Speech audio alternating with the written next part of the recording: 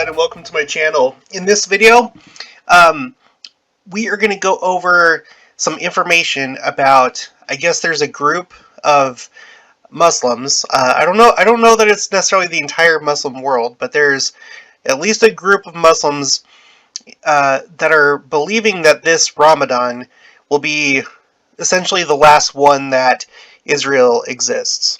Okay? And then, therefore, the next Ramadan, Israel will be gone by then. That's my current understanding. We were talking about this during one of the live streams as we were watching General Conference, and I had no idea about this, and so there were a couple people that had heard it, and I asked if they could send me that information. And so Susan Robinson sent this to me. I'm sure a lot of you are familiar with this man. He is I'm pretty sure he's a Messianic Jew. He's Jewish and he's Christian. And I believe that he's from Israel. I've watched him a number of times. I'm not like a regular watcher or follower. I am subscribed, as you can see, but that's what I know from him. He tends to have good, like insider information when it comes to the state of Israel and the state of affairs and Judaism and stuff like that. So, the name of the channel, I'll put this in the description. Behold Israel with Amir Sarfati. Okay, so I tried to substantiate this from other sources, and I haven't been able to do so. So I think that we do at this point need to take it with a grain of salt. I'm not doubting him, but in this video, he says that there's a cleric, and I think he said that there was like a cleric in Iran who had done calculations using numbers from the Quran, and he has come up with a date of July 8th of this year that Israel will be destroyed. Something along those lines. Now, that's concerning because it seems to be possibly what's fueling recent terror attacks in Israel. There's been an uptick since last year. According to Amir, he says that this has been like the most frequent terror attacks since the early 2000s. That's according to him. I can't say myself, but that's what he says. So, if that's true, then that is obviously concerning. He pointed out how Israeli Prime Minister Naftali Bennett is calling on Israelis to bear arms. Okay? Everyone that is able to do so, arm yourself. Because when we go to the Islamic calendar that they use, the Hijri calendar is what it's called, Ramadan started the same day as conference. It started on the 2nd of April. Okay, so you guys, there are interesting things going on right now when it comes to time and calendars and numbers. I'm not pushing that this is correct, but I just want to make you aware of a few things that I've been looking at, observing. Okay, so this is going to be a repeat, but in case there's anybody new, I need to repeat this. This is why I repeat so much of what I do. Okay, so you know what? I need to pull up my. Oh no, I can't. Hold on. If I zoom in, okay, there's this bar that you can't see right here with a timer where I can stop my screen recording. And it gets in the way sometimes, like just right now. Okay, let's go over here. This is going to be a review for many people. Okay, in the world of Judaism, this is an interesting year. It's an interesting year because it is a shmita year. A shmita year is basically a Sabbath year. If you're looking at years as days, this is the 7th year in the shmita cycle, so it's a sabbatical year. It's called the shmita. Passover this year starts on the same day as it did when Christ was crucified and also was resurrected and all that. So we have a similar We have the same starting date this year of Passover and the Feast of Unleavened Bread and First Fruits.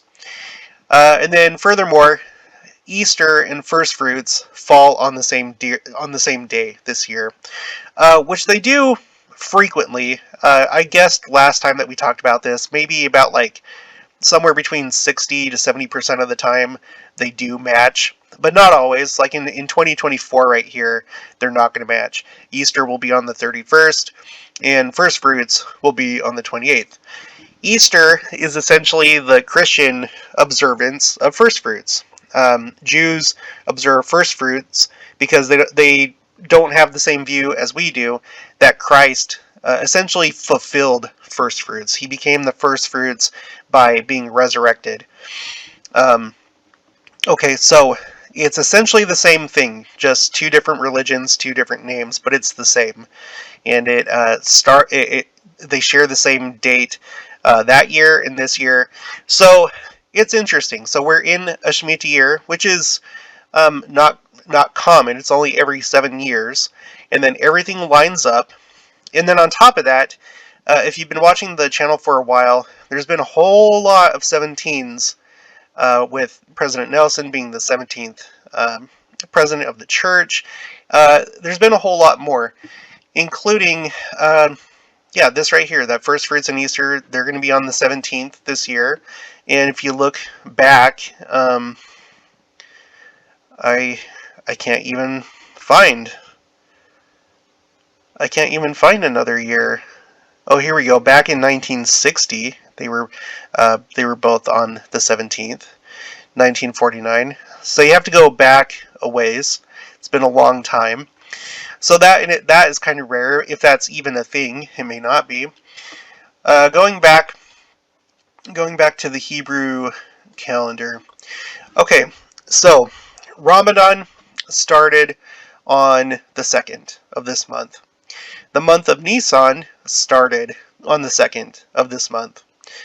Nisan, in one sense, is the first month of the Hebrew year. It's kind of complicated because they have several first months of the year.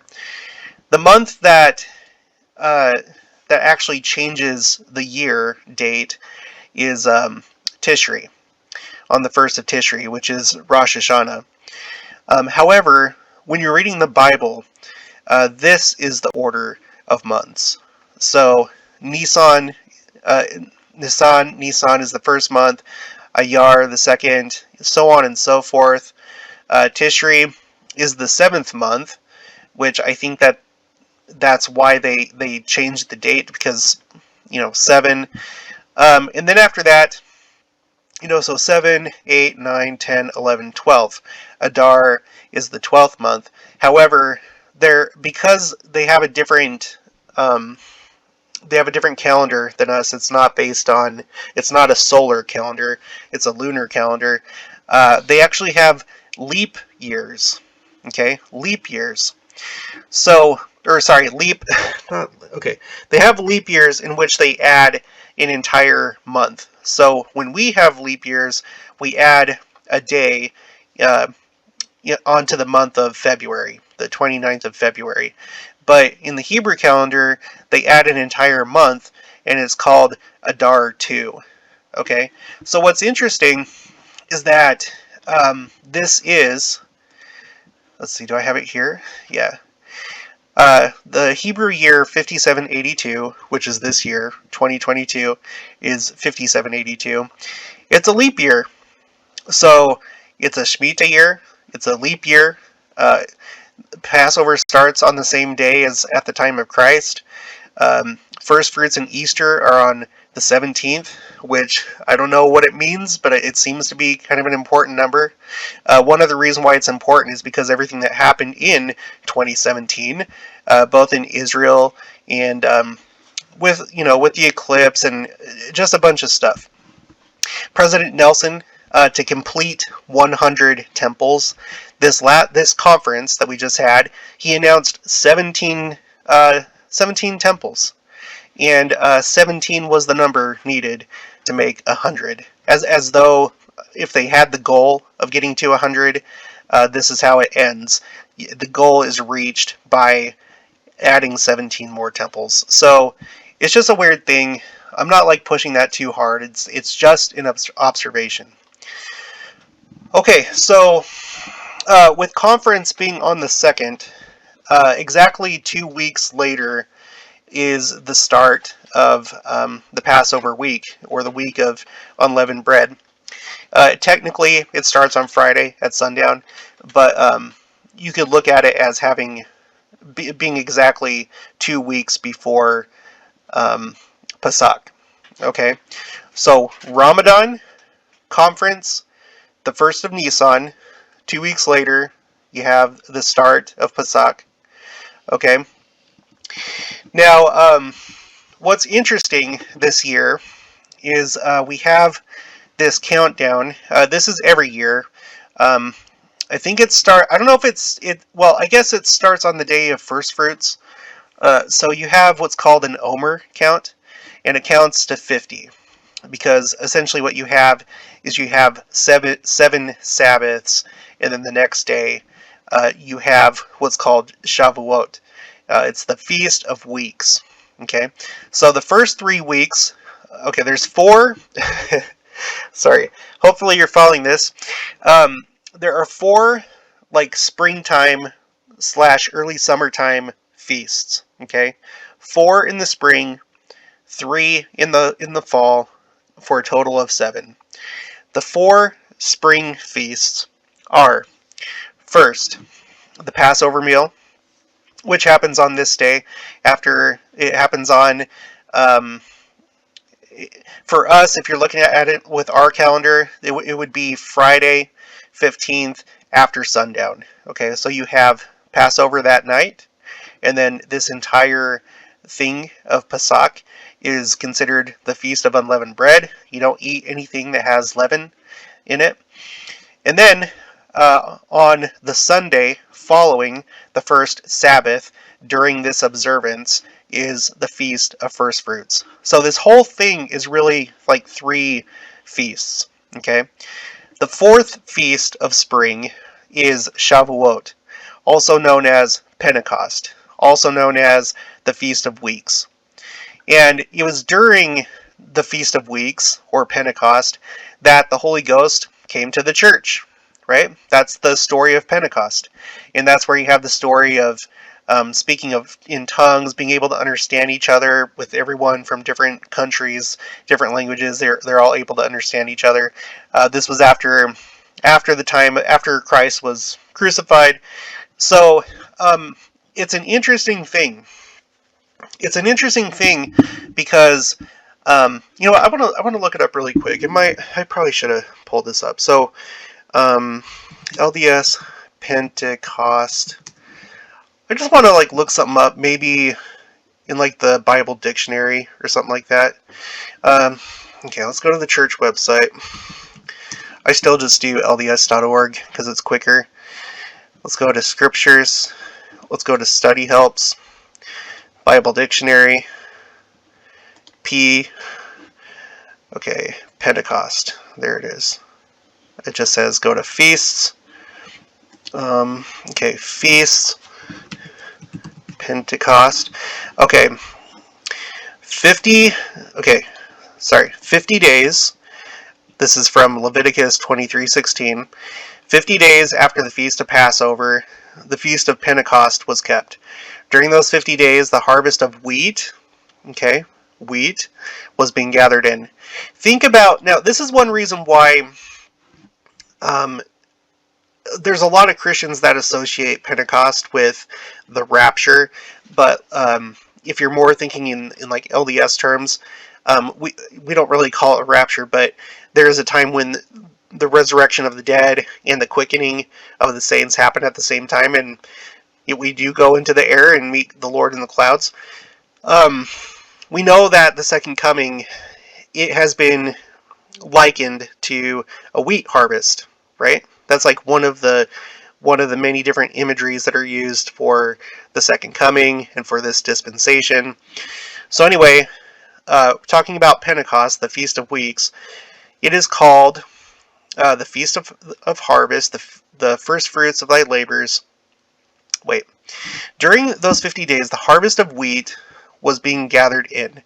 It is called the Feast of Harvest, the first fruits of thy labors, and the Feast of Weeks.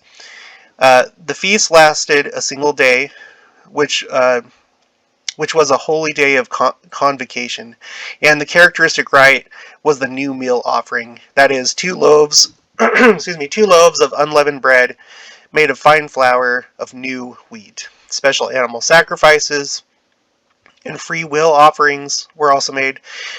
Now look at this.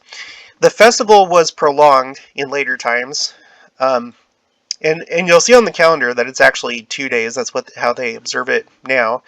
The huge number of Jews, and huge number of Jews attended it. Excuse me.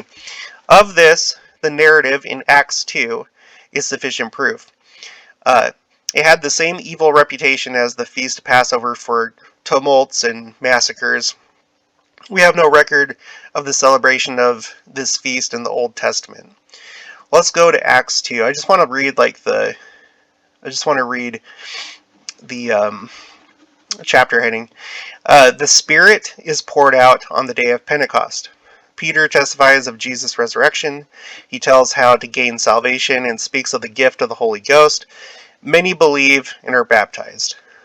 So, what I'm thinking, you guys, is because Pentecost is associated with like receiving the Holy Ghost, we know that the flood of Noah, that was like the baptism of the earth, and the second coming is when the earth is going to be cleansed by fire. It's the baptism of fire, yeah, the receiving of the Holy Ghost.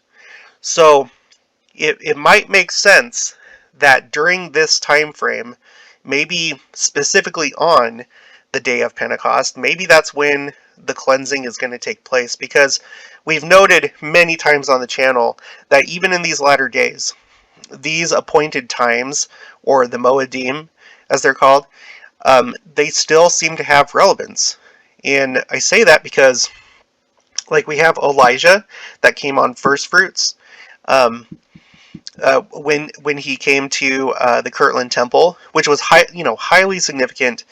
The Jews during this time frame during Pesach, they expect Elijah to appear, so they have an empty chair for him at the meal, at the table. Joseph Smith received the gold plates on the Feast of Trumpets, so it does seem to be alive and well and still of significance. So I can't really tie any future events to specific Jewish feasts, but I'm just saying it would make a whole lot of sense if the burning happened on Pentecost. That's like the day of the Holy Ghost. So with that in mind, let's go back to the calendar.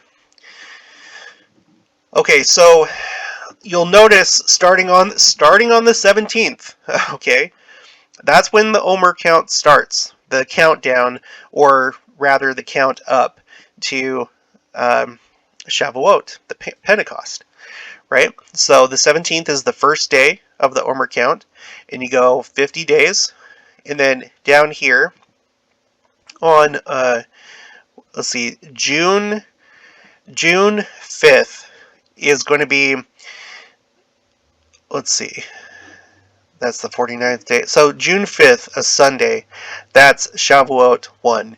And then Monday is Shavuot 2.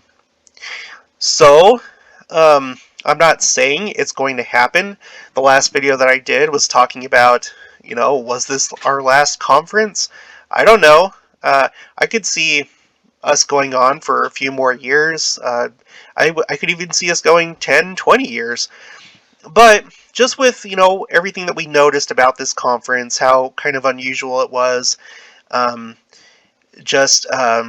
intensity of it, the messages, and how much they were pushing certain ideas, it felt different. And we've talked about it ad nauseum, everything that's gone on with this conference. And you can go watch my last video, which talks about everything that's been going on for a little while now. Some of the more explicit, open plain to understand things that prophets and apostles have said within, starting basically from the time of President Kimball, going to President Benson, and then so on and so forth. Okay, so let's get back to this whole thing. Okay, so could something happen during Pesach? Yeah, of course something could happen. I don't know what, but anytime we approach any of these feast days, something could happen. Whether it's in the scriptures or not, there might be things that the Lord does that's not in the scriptures that could happen on these feast days. So I think that they're a special time of the year, and it's probably a time that we should, just be looking, just observe, watch. What would be interesting, now here's the speculation part, but it's not a big deal. It's fine to speculate. I'm not like pushing this as truth, but just consider this scenario. Consider that that was our last general conference, was this last weekend. The same weekend that Ramadan starts, the same weekend that the month of Nisan starts. And if this is true, if this is like for real what he's saying, if it actually has a big movement, or if it influences the leadership of Iran, for example, if they have nuclear weapons, or even if they have like enough conventional power to destroy Israel, they may try and do it. So, don't know what's going to happen. That seems a little extreme to me, but it could happen. But so anyway, conference, Nisan, Ramadan, same day. Couple weeks later, we have Pesach. It'd be interesting. Now, I don't think necessarily this will happen, but it'd be interesting. Could you imagine if, like, Adamandai Amen happened one of these days, and then just a couple weeks later, on Shavuot, the day of the Holy Ghost, the reception of the Holy Ghost, if that's when the burning comes, and during this time, if we go to that Hijri calendar, Ramadan goes into, well, actually, I don't think it says on here. I pulled it up over here. No, when is it? It goes from April 2nd until May 2nd. So if we go back to the Hebrew calendar, May 2nd is right here, which happens to be the first of Iyar. Okay, so. And that's exactly, let's see, 1, 2, 3, 4, 5 weeks before Shavuot. So, with Ramadan going on, and with, Bennett, Naftali Bennett, council, could you imagine, just like what he said in the video, could you imagine if, like, Joe Biden or any president called on Americans to, hey, if you have weapons, arm yourselves, because we're expecting terror attacks. That's kind of crazy. There's a few things here to take note of. This is the Jerusalem Post. Iran could be planning a surprise for Israel in Jerusalem. Hamas and other extremist groups have encouraged Palestinian tensions with Israel in Jerusalem during Ramadan.